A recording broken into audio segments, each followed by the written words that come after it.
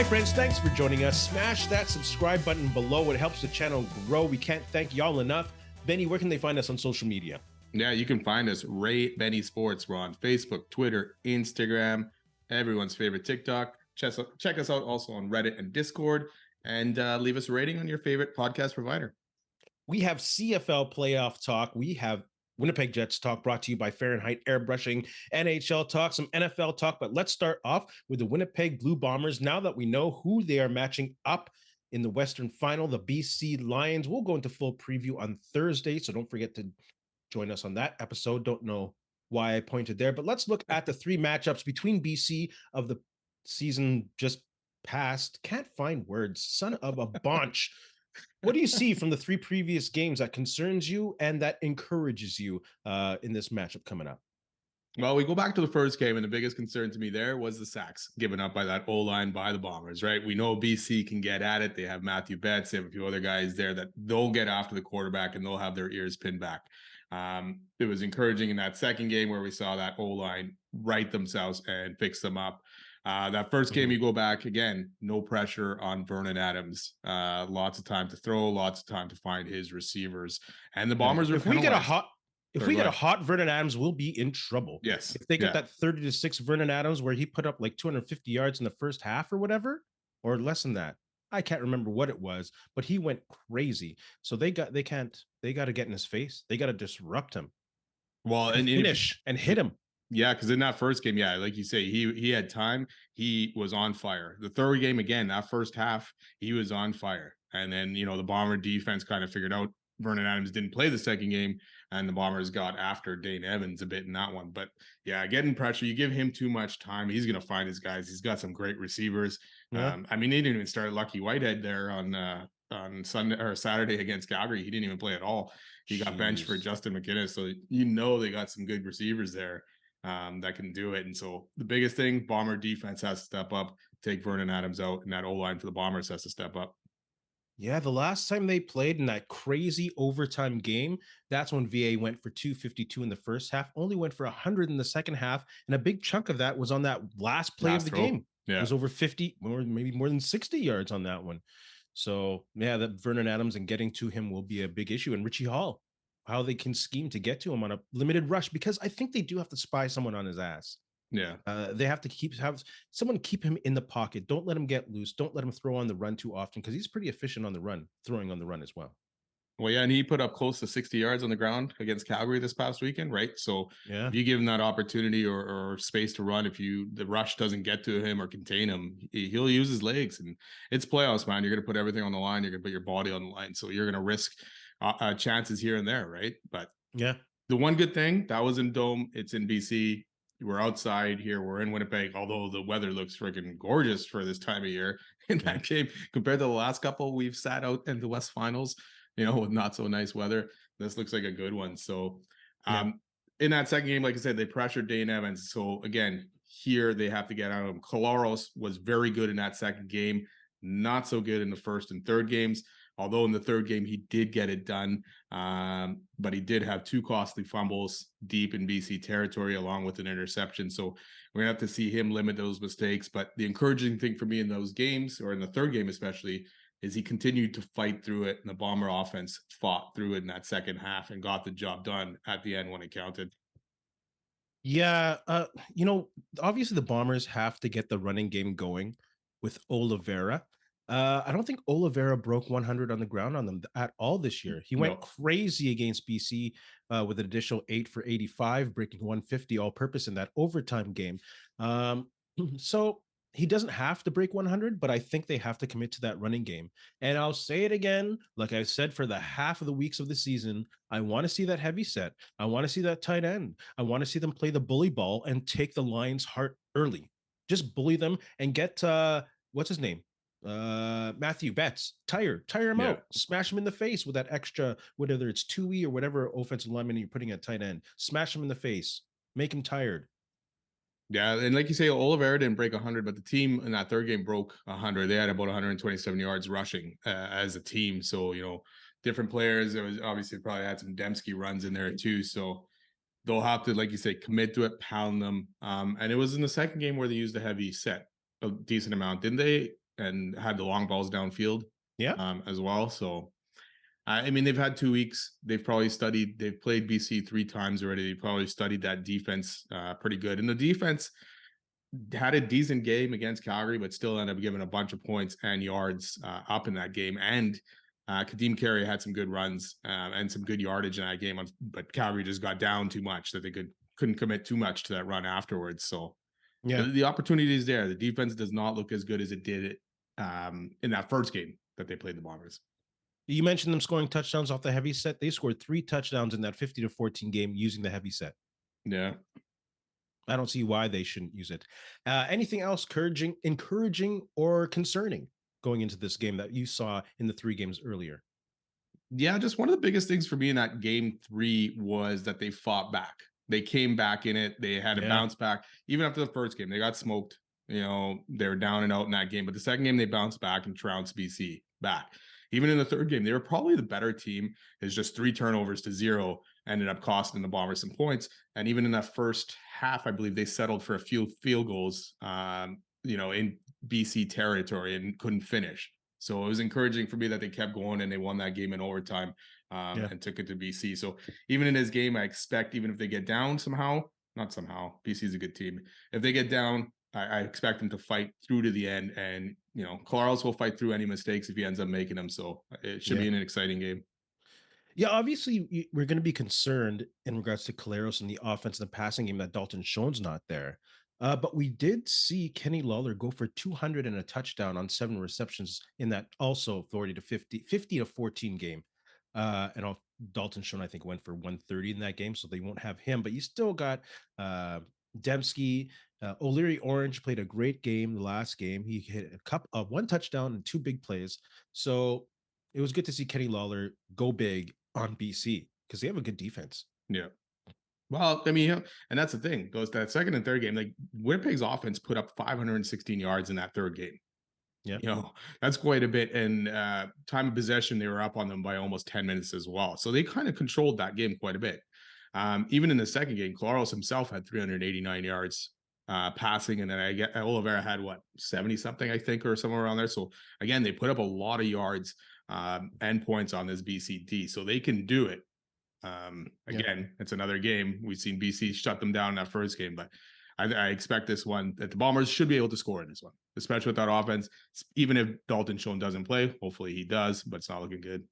Yeah, other than early in the season, I think people figured out the Lions defense because the floodgates did open. Yeah. They are the only team over 500 to allow more than 400 points. And they had 2 shutouts against Edmonton and that 6-point performance against the Bombers. So they have really allowed a lot of points lately against anybody in the league. Yeah.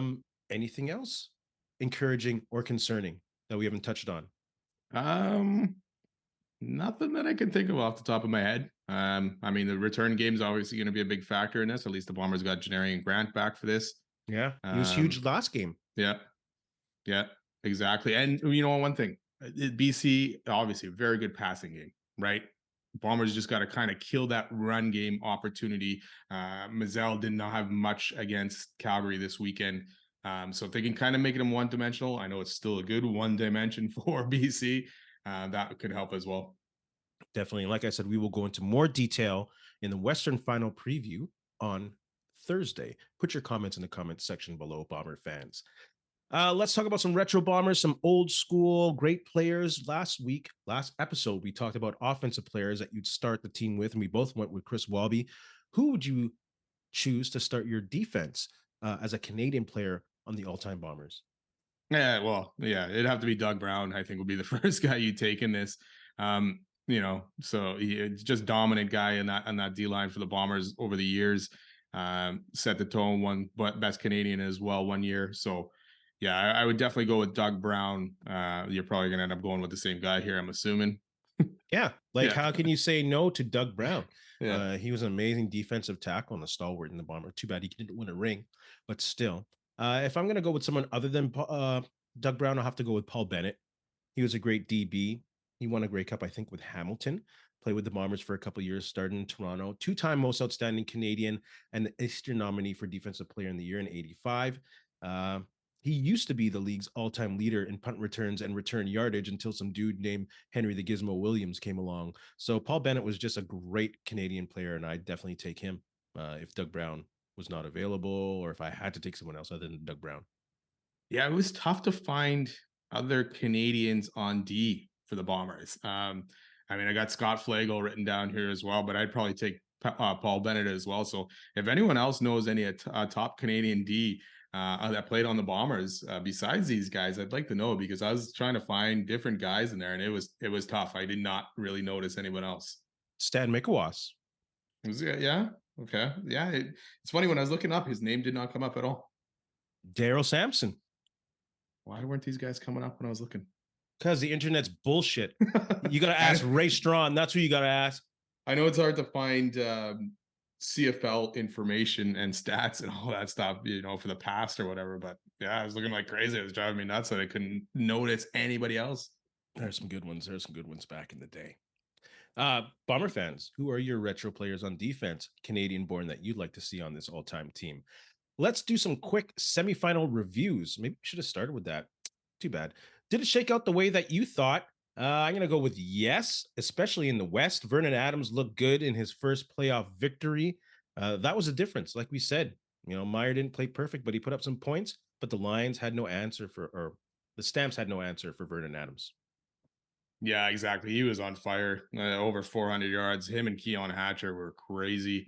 Like I said, not much on the run or the ground for Mizell. Vernon Adams, they'll put up close to 60 on the ground. So yeah, there was no surprises for me here at all. Jake Mayer, yeah, he did get a couple touchdowns, but he also threw 2 interceptions, one late in the game. But the one for me was the early one. Calgary had went up, took 3 plays to score that first touchdown. Amazing. 2-0 for BC, I believe. And then they had a decent drive kind of started, and then he threw an interception. And to me, that was a huge play of this game, because if Calgary could have gone up 14, hey, maybe it's a different story and they kind of control this game. The interception led to a BC touchdown, and then BC didn't look back from there. I don't think Calgary really stopped them after that. No, Calgary did not stop them at all. Their defense did not show up. No. Oh my goodness. That's the thing. You mentioned Keon Hatcher. You almost went for 200 yards. Who is their primary receiver? Like, you got Hollins, Hatcher, who both had over 100 targets this year. Yeah. Whitehead had almost 90 targets. And McInnes, you mentioned earlier, he had 70-something targets. Yeah. So, like, who do you... And you still got Dominic Rhymes. Coverage? Yeah. Yeah. Move the coverage over to a specific side, or, it's... Oh, Bombers. It's going to be a tough one. Calgary needs some work. They have no veteran leadership in that dressing room. They gave it all away. They cut them. Yeah, it'll be interesting to see what they end up doing this offseason if Dickinson still keeps both roles. We've said it. The guy that carries the head coach GM roles, things haven't seemed to work out very well. Edmonton did it, wasn't very good. Hamilton was doing it with Steinauer, and that was an up and down kind of season. So it's tough to do both roles. And it was funny because I was reading an article, and you think about it, he's a GM, so your contract squabble, and now all of a sudden you're a coach, and you have to use this guy who you just said wasn't worth a certain contract that he wanted, right? It's tough. So you need that split between those two roles, I think. Yeah, and you have to be so much, I think in the CFL, you have to be so much more on player acquisition, even later on this season, who you're putting on your practice roster, who you're putting on your negotiation list. In the States, they're so close to where everything is. We're in Canada here, where half of the talent is down south. And there's so much talent you have to go through. It's so time consuming as a GM. So yeah, I agree. That's a tough job. Goodness gracious.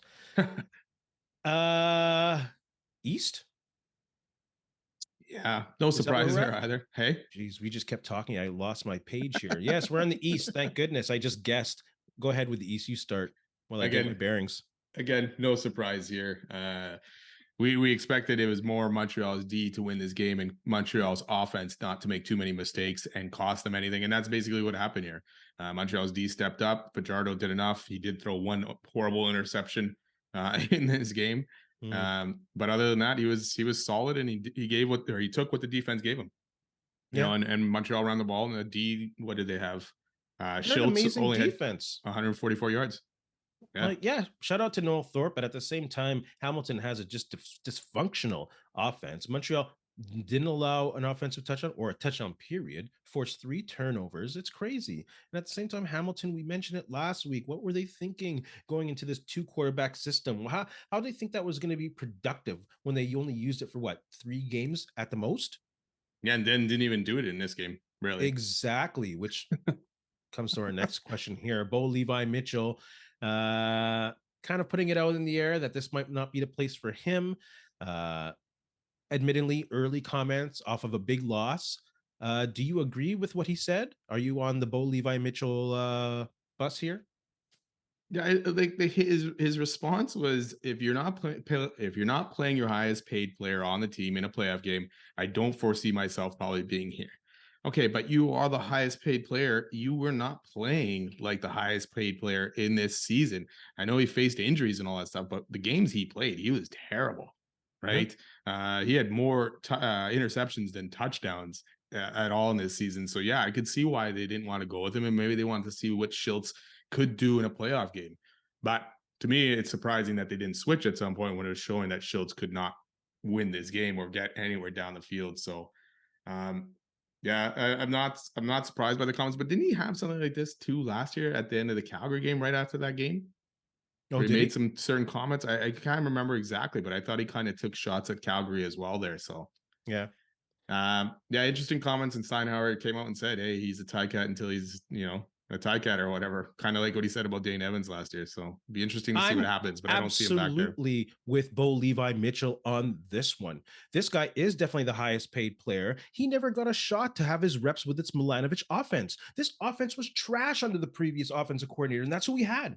Now you have this best player. You found an offensive coordinator that could actually have some well, not experience, but some new eyes, got this team going, found its strengths, and you don't give the opportunity to this guy that you spent $500,000 on to get acclimated to this offense and let him start in the most important game in the year. It's ridiculous. Hamilton doesn't know what they're doing. Orlando Steinhauer, I don't know what's up with him, man, but I agree with him. I agree with him. And you traded draft picks. My only problem, like I said, he didn't play like he was the best player. I guess, yeah, he didn't really play a lot in the Milanovic offense, but when he did, his reps here and there, maybe there was something they didn't like, but I don't know. There must be more problems behind this, though, because they came into this game saying they were going to split reps. They were going to go back and forth or whatever the heck they were doing for the last few games, right?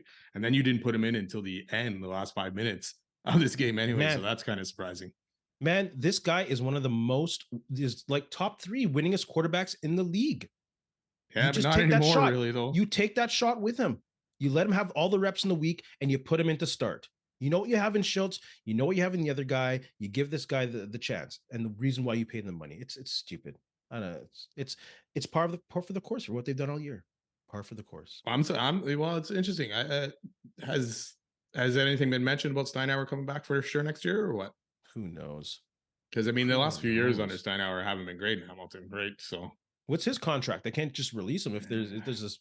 Admit it won't hurt as much considering both positions, but I don't know, man. Hamilton, yeah, he's still. As far as I know, he's still in their contract. I don't know what or how long, but yeah. Oh goodness. Khari Jones released / fired. Where do you see him fitting into the CFL? He'll get a position somewhere. You know, if the Bombers have room on the position on staff for him, I'd love to see him here. We're at running back, quarterback, receiver, coach, whatever it takes. From a fan's point of view, I don't see him as an OC next year. No, definitely not a head coach. Yeah, I was trying to look through. Yeah, unless Saskatchewan somehow hires him, but I was trying to go through, and I'm like, okay, nowhere really in the East for him to sit, right, or get a job. In the West, maybe Saskatchewan, depending on who gets hired. Maybe he gets a role there. Maybe BC if Maximich gets hired in Saskatchewan. Winnipeg, if Buck goes, I still see them probably sticking in house. So maybe, like you say, maybe he gets a QB coach or running back coach kind of thing. Edmonton, no, and Calgary, no. So. Yeah, probably not a lot of openings for an OC job, but maybe something else out there. Or hey, head to TSN too. Probably do a good job on TV. He's good on TV. He knows a crowd. He knows how to work a crowd. Lapo's still out there too, right? So I wonder what will happen with him coming up. Yeah, maybe they might be a good combo on a staff together. Maybe, yeah. But where? Saskatchewan? Oh my goodness. Imagine them winning a cup with La Police, the guy who threw his hat for the 13th man, and Khari Jones, the guy who is a rival big time. You know, hey, it's a CFL. It's a CFL. Yeah. Bombers heading for a fifth straight sellout, possibly with the West Final. What do the latest CFL attendance numbers tell you about the health of the CFL? You go first. I think it's getting better. It's getting healthier. It's still the figures are still under pre-pandemic, but it's getting back up there. What six out of the five out of them had higher attendance than last year. Saskatchewan just slightly, and Montreal stayed pretty much the same. The only way places it was lower was Calgary and Ottawa, and you can't really blame Ottawa because of how much losing they've done in the last few seasons. Calgary was kind of shocking, but I think it's steady, and I see some growth. If Toronto can keep growing, that'll be fantastic for the league. Winnipeg is obviously setting some crazy numbers as well, so I think it's good for the league. Yeah, it's good. I think it's good that Toronto is slightly increasing. BC looks great, but it's a concern when attendance in two of the three pillar markets, in Edmonton and Saskatchewan, are declining. It's a concern when 25% loss of Calgary Stampeders season ticket holders, I think since the return of the pandemic, have been Yeah, lost. And again, 2019. Calgary is a bedrock franchise in the league. And it's a concern. Edmonton has to find a way to regain old fans and at the same time create a new generation of fans. That's hard right there. I think it was a horrible decision to take that full year off, out of sight, out of mind. Like, I get it. It would be hard to do a full season financial loss. Do a truncated run robin for the Grey Cup. Reward it so people at least know that you're still there and have sparse crowds. So what? The loss here is, I think, the loss that would have happened then would have been worth the long-term loss that they're seeing right now.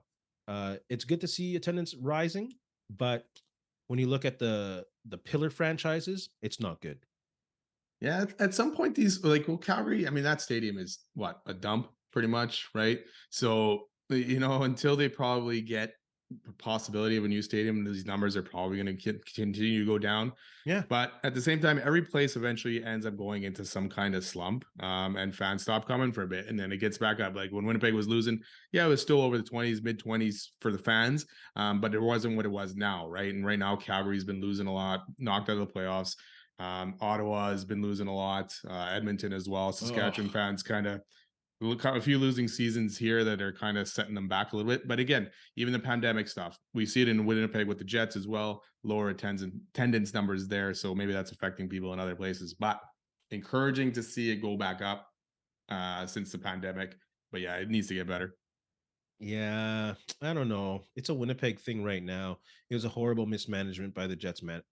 Horrible mismanagement by the Jets, whatever ownership, Oh yeah, horrible for sure. Yeah. neglecting the fans. I think that more than the pandemic Yeah. stood out or is standing out.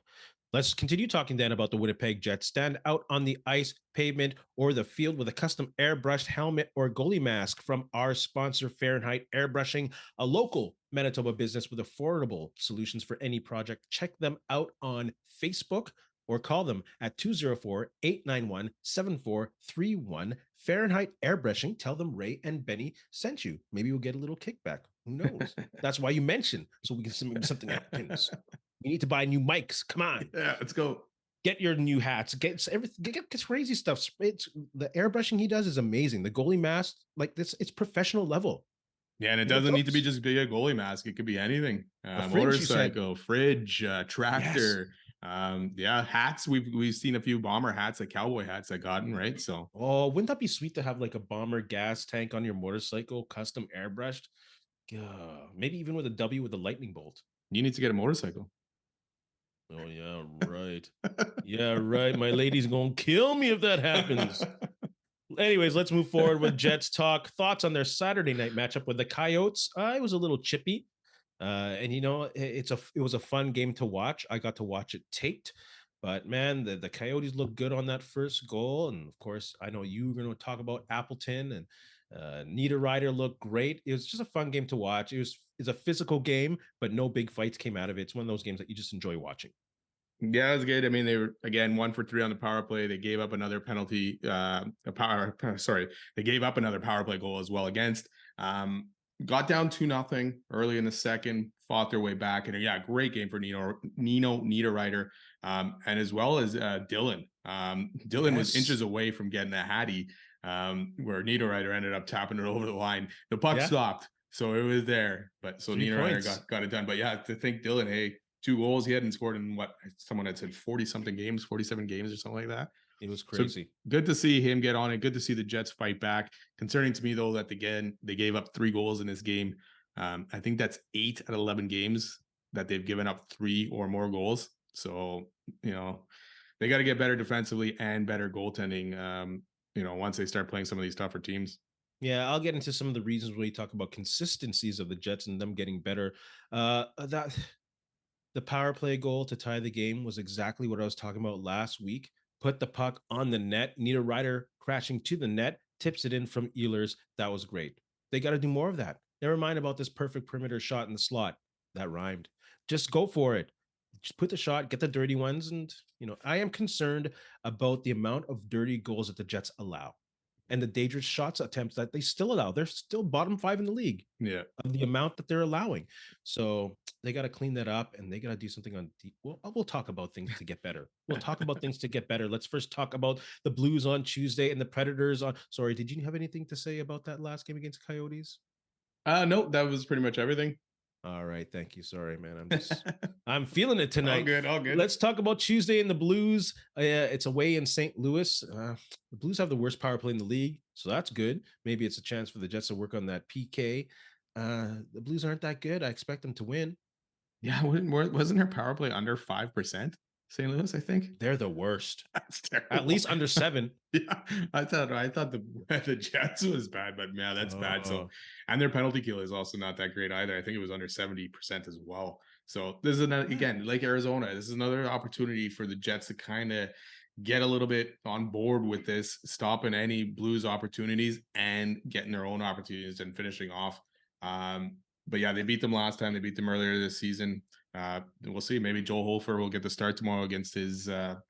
He's from Headingley here, so his hometown team against the Jets. So Ross Wash should get the start. Yeah, and that's the thing. 2 games so far in 11 that he's only played so far. So on that pace, Hellebuyck already is going to be playing too many games this year. The Blues also can't score a 5-on-5. They have one guy with more than 2 goals in 10 games. One. Hey, but they're sitting at 5-4-1, so they're not sitting horrible for a team that has trouble scoring putting the puck in the net. Yeah, that's true. Yeah, that's funny. How about the Predators on Thursday? It truly is not the rivalry that it once was. Ryan O'Reilly having a good year. Just put a hat trick up against Edmonton, I think. Yeah. But they're a 500 team at best. They're kind of where they are. Should be still a physical divisional game. But Jets have more depth. I think as the game goes on, late second, third period, the Jets will start pulling away, kind of like they did in Phoenix or Arizona or Tempe or whatever the F they call themselves. Mullet Arena. The mullet. Yeah, I agree. Ryan O'Reilly, great start to the season. Maybe the Leafs should have kept him or signed him. But yeah, they've been up and down. Wins, losses, like back and forth kind of thing. And to me, I think UC Saros has had a bit of a down start to the season compared to what his numbers usually are. Still decent numbers, but not what he's been putting up for the last few years. And I think that's where they sit at 5 and 6 because he hasn't been standing on his head like crazy. But these divisional matchups, both in St. Louis and Nashville, they'll be tough. Nashville always plays them tough. Even like you say, it's different personnel, basically, a lot in Nashville even, but it'll be a tough game as well. This one's at home, at least, where the Jets have been better. One thing I didn't mention about St. Louis, they've actually been good at home. I think they were 4-1 at home, so that'll make them tough there too. But yeah, it should be a good game with Nashville. Do you think Barry Trotz will make his way to the dressing room and say, hey, back in my day, we went to game 6 with these guys and they broke my heart. I want you guys to kill them. I don't know. Game 7, man. That went to 7. Oh, 7. Sorry. Yeah. Yes. For me as well, though, we have to see more of that top line. Scheifele has not scored since that Edmonton game in overtime. So that's been 7 games. Him and Connor have been on the ice defensively or for a lot of goals defensively as well. So good thing other guys have kind of stepped up, but that top line needs to kind of get back on track a little bit. So they got to do that to find more consistency or elevate their game. Yes. Will you be mentioning that in a couple questions? Yeah, probably, yes. All right. I'm going to repeat that. Nino Neiderreiter wants an extension in Winnipeg. I'm done with the Nashville game, by the way. Yeah, yeah, yeah. Nino wants an extension. Thoughts? Yes, Yeah. absolutely. I love his size, his experience, versatility, effort. Even at the beginning of that Phoenix Tempe Arizona game, the way he was getting into it at the faceoff with O'Brien at the opening was great. And he can put him on any. I just love this guy. They better sign him. I won't say terms, money, just sign him. Okay, so what if so something I saw today was something about a 3 or 4 year deal, probably $4 million a year, kind of close, pretty much what he's making now. Would you still do that? Yes, Yeah, I agree. I mean, it's funny because a lot of people do talk about free agents not wanting to come to Winnipeg. You know, it's whatever reasons they have, thinking it's bad here. But it shows that once a player is here, they realize, hey, it's not so bad in Winnipeg. There's more than just this cold and the arena. They get treated very well by the Winnipeg Jets, and that's one of the things is the Winnipeg Jets didn't do with their fans for the most part, and that's why the attendance is kind of suffering. They do it with their players. They treat their players well. The players want to stay for the most part once they're here, yeah, and they learn to love, the city of Winnipeg and kind of look beyond, oh, it's freezing cold or whatever stuff like that. So good for Nino Neiderreiter to step up and say that, and hopefully they get the job done.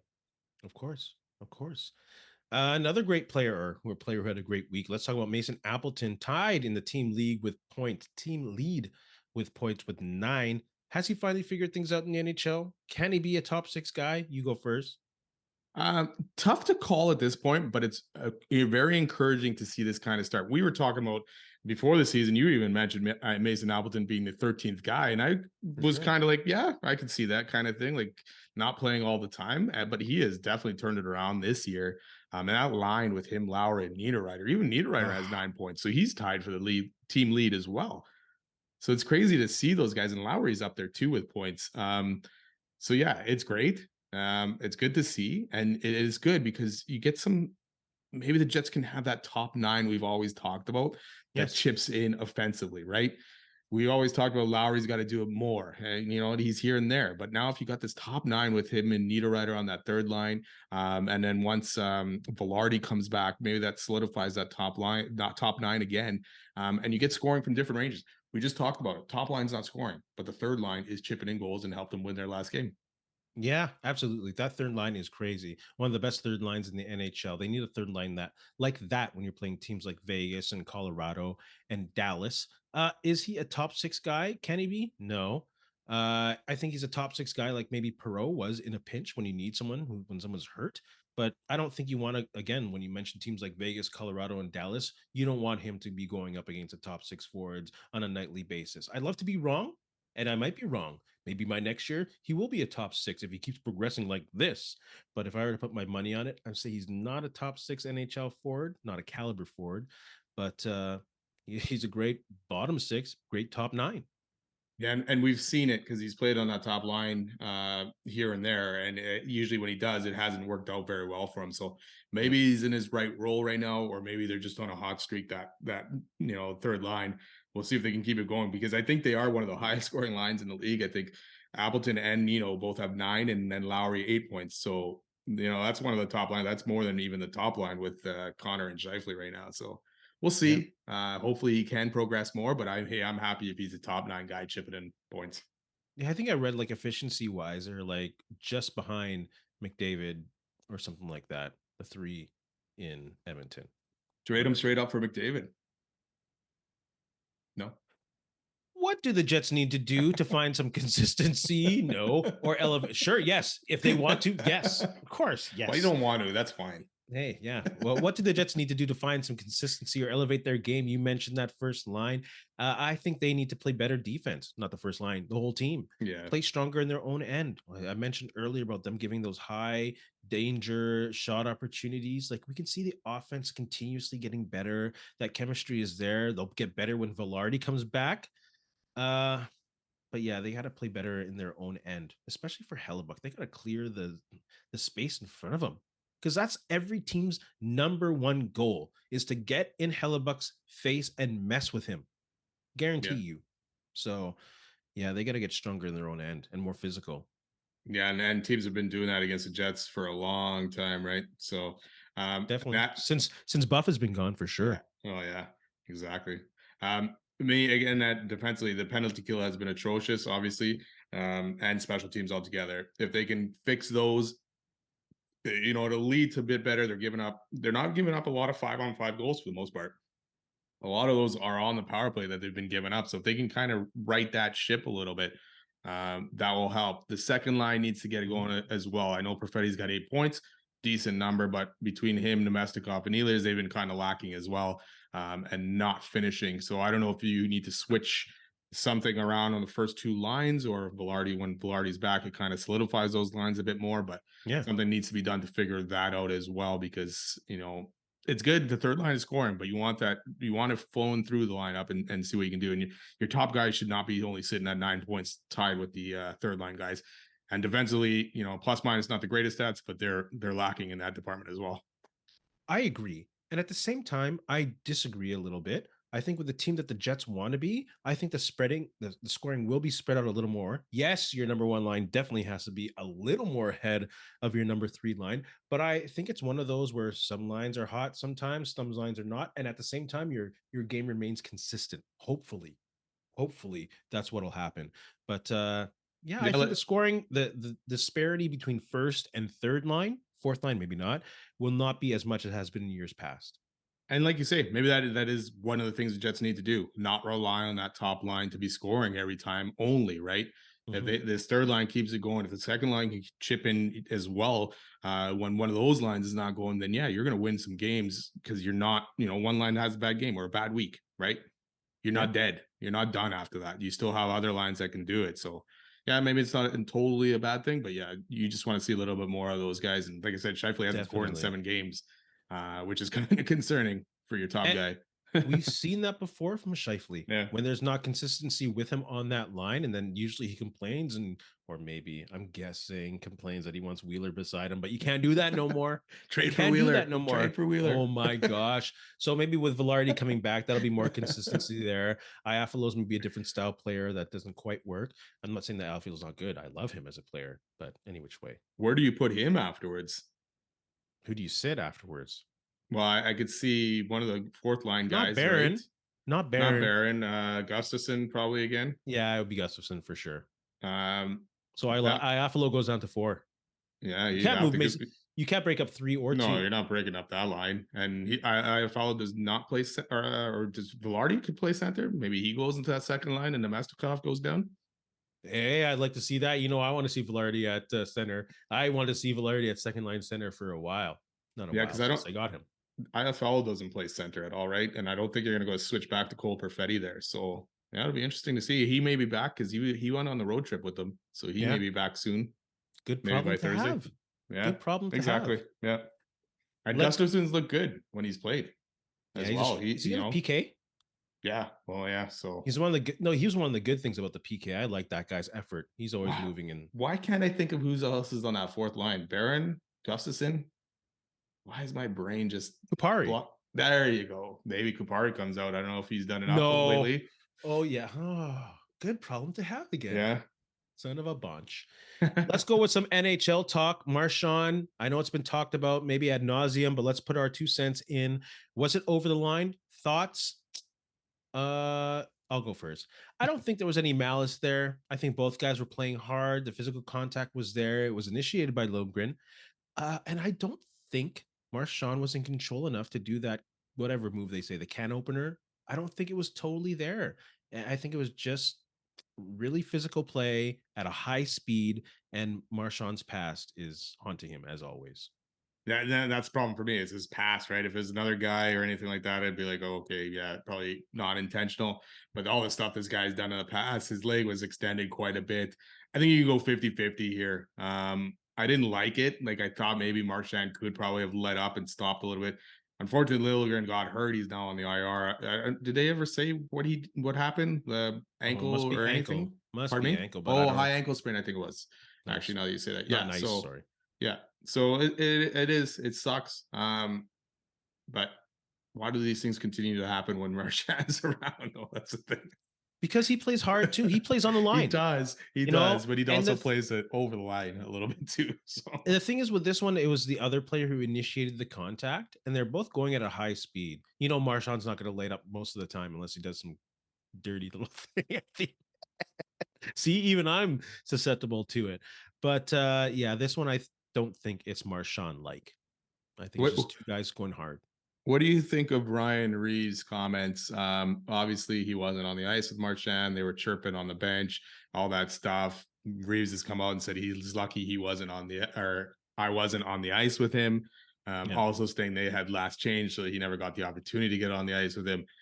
I mean, he's not going to be on the ice with him. If he's on the ice with him, then No. chances are it ends up being a Marchand goal more than a fight with Reeves. So I think Reeves should have just sat back, maybe kept some of these comments to himself, and maybe, hey, if you get an opportunity next game to do something, obviously not dirty, hopefully, then you do. But you let your actions speak for yourself, now kind of thing. To me, he kind of looks goofy with these comments. I think he's overcompensating for no one else on the team standing up, being able to do anything. The whole team was up in arms. Oh, what happened? So why didn't anyone stand up? Who is going to stand up besides him? Like, that's the thing. Reeves just can't step on the ice and so, okay, I'm here to go because I'm going to AHL after that. So it's like someone has to step on that up on that team. Reeves would have, he would have. If he So if he was on the ice, but he's never going to be on the ice with these guys. So that kind of yeah, why it's almost, hey, what's the point of having him? Because he's not going to be on an ice like with a guy like Marchand, right? And if it's yeah. a guy that's a fourth liner for Boston, chances are he's not going to be on the ice with anyone good from Toronto either. Probably Liljegren, obviously defensive pairing, but he's never going to be on the ice with Matthews or anything like that either. So you're basically fighting another fourth liner at any point, really, right? Someone should have stepped up. Someone Someone else should have should have been. stepped Yes. up. You like we And said, I we think talked about it. You had Bertuzzi, you had Domi. I don't know who is on the ice for Toronto at this time, but you would think they were decent players if Marchand is out on the ice, right? And I think that's what Reeves is being a little chicky about too. He's saying someone should have stepped up because I had no chance to do it. Well, and that's what kind of Keefe is saying as well. Sheldon Keefe, the coach, is kind of saying, hey, there was no response from anyone at all. So Yeah, come on, step up, Toronto. yeah. Blackhawks. What a joke. Organization. New lawsuit, sexual assault charges. Thoughts on that? To me at this point, anyone from that team, 09, 2010, knew what was going on.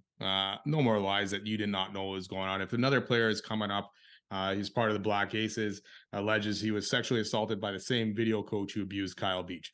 So obviously this has happened. It was widespread. People had to have known, and no one Yeah. wanted to disrupt that Stanley Cup run. To me, that is very disappointing, and that also includes guys like Patrick Kane and Jonathan Taves. This is disgusting at this point. And like we talked about the suspensions or the loss of draft picks by Ottawa and stuff like that. Chicago got a generational player out of Connor Bedard. They didn't lose anything but money or something in this. Yeah. So that to me is very disappointing by the league as well. And this is another bombshell to hit this league, and they handle it like shit. Institutional negligence. Yeah. And this is not institutional negligence by the Blackhawks. This is not institutional negligence by the NHL. This is a hockey thing. Number one, this gross guy from Chicago was also a video or volunteer coach for Notre Dame hockey and US hockey. Like they have to put the net out on this guy and say, hey, anyone deal with this guy? You're safe. Let's put this guy, whatever, away or drown him, not drown him physically, financially, professionally, because he should not be involved. I don't know where he is right now. He's probably hiding, but this is a hockey thing. Hockey has a long way to go. Like 2 weeks ago, we hear about these two hockey players. I won't even name them because they're not worth naming, from the Victoriaville Tigers, from the QMJHL, who sexually assaulted an underage girl when they're celebrating their league championship in 2021. This was 2 weeks ago. Last week, a Calgary Flames prospect, this I won't even say his name, from Finland. He's being alleged rape. Patrick Kane just got off a case that was dismissed because, of course, it didn't make sense. I don't know if it's bad, but culturally, there's something going on here, and it's horrible. Yeah, and I'd like to point out to the people that'll say, "Oh, he was a grown man. How did he get taken advantage by him?" It even says in here, like Aldrich said, he can influence the guy's career or his standing with the Blackhawks. So when you're a young guy, 19, 20, 21, you're still trying to make it in the NHL. You Yeah. don't want anyone messing with that, so you kind of keep your mouth shut in this certain situation. And it's a tough situation for these guys, and it's disgusting that and like you say, he was given a letter of freaking recommendation to go somewhere else and continue this shit somewhere else. Yeah, It's just disgusting with this, and the league needs to crack down on it. There's still that investigation with the World Junior guys. The names haven't been dropped who those guys were. Like, what the heck's the why oh, is that taking so long? They have to know who's part of that at this point, and probably going to be some high profile guys in this league. absolutely. You know, time to come out with that stuff, time to get this stuff cleaned and change the culture of it. Yeah, Ugh. I don't know what they're waiting for. Yeah. Well, yeah, they're trying to cover Money? some asses on this one for sure, man. Like they're worried about the money that they'll use as revenue and people following the league. Well, too bad. Yeah. Too damn bad. Yeah, What a this is the joke. thing. This is two people that have come out now. What else is still there? Did he That's stop what I'm with these saying. two? There, That's there's what I'm many. saying. There's many black aces. There's many players that he could have done this to. And the access he had to people in the US hockey program and Notre Dame hockey Yeah. program. Oh yeah. There's more than just two. Hockey, do your freaking job. What a joke. Let's move on to some NFL talk.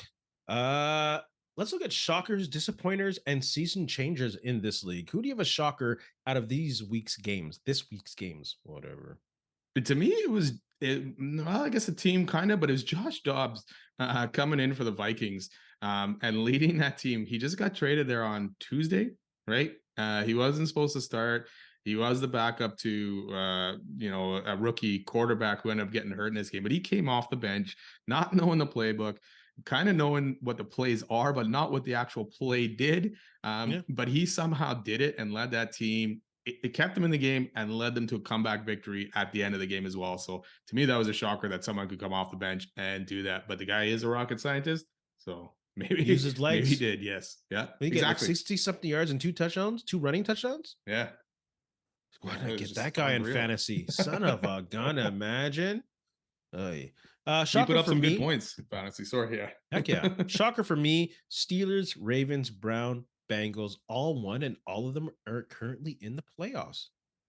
A couple weeks ago, we saying that division is trash. And don't get me wrong, this is not going to continue. This is not going to continue. You These say that teams every will week fall about down the to earth. Steelers, though, eh? I know, and they keep winning. So I'll keep saying it. They're the only team. What was it? They've been outgained in every game, but the only Yeah. team to have ever a winning record. I'm still waiting for Matt Canada to have a 400-yard offensive game. Get out of here. He was on the sideline there last Thursday. They scored that first drive. He was pumped. I'm thinking, okay, here we go. They didn't score another touchdown until the end of the game, basically. Exactly. As long as you're in it, Pickett will win it. What do you made think? that up. What do you think about Pickens and his pouting, basically? Like, even on that touchdown, Deontay Johnson's last touchdown, he kind of just walked off the field, didn't celebrate at all. Yeah, he better get his shit together. That's not the Steeler way, man. Because they've already learned with AB what's going on. Yeah. You know, hey, I'm sure Tomlin's already had a sit down with that guy. Hines Ward is already calling that guy out. It's bigger than you, man. It's bigger than you. Yeah, it's not the Steeler way. And you saw them get rid of Claypool, right? So there was issues probably there with Claypool because they don't just get rid of good wide receivers for no reason. No. So wow. Yeah. Disappointing. The Dolphins. They look like a damn good team and one of the best offenses ever in the first few weeks, but they can't beat a winning team. 6-0 against losing teams, 0-3 against winning teams. The teams that the Dolphins have won against are 260 combined winning percentage. Hey, but though they definitely went toe to toe with the Chiefs. I'm not going to take that away from them. It's not all doom and gloom. We're seeing a young team mature, but they're not ready yet. I got them as well. Again, like you say, they're the Montreal Alouettes of the NFL, basically, right? Can beat the teams with the winning records, but beat all the losing teams. Very good. This to me, after losing those first 2 games to the Eagles and the Bills, who have been inconsistent to themselves, I expected them to step up in this game against Kansas City and go toe to toe, like offensively. But they did not. Tua to me looked rattled. I don't know what the heck was up with him. He had so many overthrows, and even in that last drive, they ran the ball downfield and then gave him 4 passes in a row. And the last one was a fumble, but the 3 passes before that were the worst passes I've seen a quarterback make this season. I thought he had a guy wide open and he just lobbed it straight up in the air, basically. So yeah, Dolphins have been a disappointment. They got to step up in these big games. It's also the Chiefs defense. They've been good, man, because that offense hasn't been very good this year. And the Dolphins covered Kelsey like crazy, which didn't leave a lot of other options for for Mahomes. But yeah, that D, they had the fumble return for a touchdown off the lateral. So yeah, that D has been keeping Kansas City in games. Yeah. Imagine if the Chiefs were able to pull off a trade for Devontae Adams. Yeah, they need a receiver there for Oh sure. my God. What's the season changing game for you at this point? We might have the same one here, I think. I'm gonna go with the Raiders. The firing of Josh McDaniels, hiring Antonio Pierce, it gave them life, man. Those guys were pumped up, and I know it's just the Giants, but when you go out there and you dominate and you win a game like that, and then you see them in the locker room afterwards, smoking their victory cigars and all that kind of stuff, they look like they came together quick. Yeah. It almost seems like they were together, but something Josh McDaniels was keeping them apart. Well, that's And what they're saying. Antonio Pierce brought them together, and hey, maybe this will turn them around and they'll make a run for the playoffs. That's what they're saying about the airing of grievances. That they had this meeting of the sudden firing that we talked about. We're like, what the heck went down? Well, there was an airing of grievances. He told them, hey, what's up? And they told him. And of course, Antonio Pierce, to put the knife in deep, mentioned how the Giants beat the Patriots and be inspired by that. And apparently, Josh McDaniels said, hey, don't say that about the Patriots. Get out of here, clown. Like, we've already seen that Josh McDaniels is not a good head coach. And I think this is even more proof of the greatness of Tom Brady. Yeah. That old school Bill Belichick way does not work anymore. And it probably would not have worked without the greatness of Tom Brady. Yeah, you need certain guys for that way to work. And yeah, these guys these days, that's not going to work with them at all. So Belichick's got to change his ways if he wants to have another winning season or a Super Bowl kind of season. But yeah, Tom Brady was basically the glue that held that thing together for sure. Oh, he's the greatest player of all time. Yeah. No argument there for me. Nope. Benny, you have anything to say to our friends? You know what? Thanks a lot for listening. Thank you, Fahrenheit Airbrushing, and have a good couple days. And in the famous words of Laird Hamilton, make sure your worst enemy doesn't live between your own two ears. Hey, friends and neighbors, don't forget to check us out online on Facebook, TikTok, Instagram, and Twitter at Ray Benny Sports. And don't forget to check out our YouTube channel. Leave a like, leave a comment, tell us what you think.